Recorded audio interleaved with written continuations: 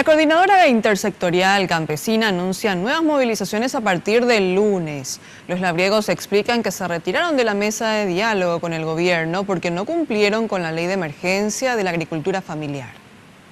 Los campesinos aseguran que están pasando hambre y la situación en el campo es insostenible. Por eso inclusive piden ayuda humanitaria a organismos internacionales como la FAO, Naciones Unidas y la Cruz Roja. Denuncian que varios fueron excluidos de las ayudas de manera irregular e incluyeron a otros por cuestiones políticas.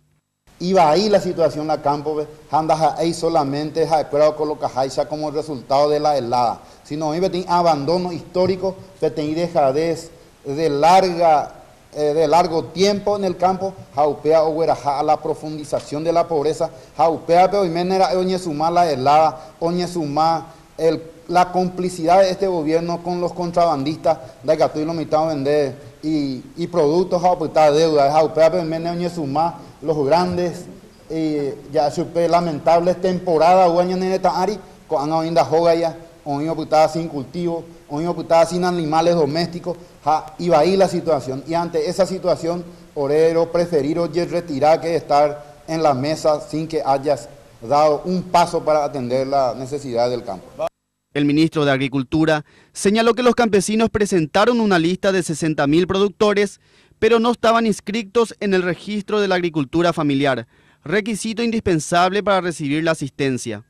Lo que quiero dejar en claro es lo siguiente. Rechazar las afirmaciones que ellos han planteado en la mañana de hoy, también en conferencia de prensa, de que el gobierno ha incumplido el acuerdo, en el sentido de que ha sacado de la lista a más de 33.000 en forma arbitraria, cuando en el acuerdo, y quiero dejarles copia del acuerdo, dice claramente previa verificación en el RENAVE. Y aquellos que no estén, está ya dado la autorización al director del DEA, al ingeniero Bordón, que va a verificar esas 33.000 a qué actividad se dedican. Si efectivamente se dedican a actividad productiva, se les va a incluir.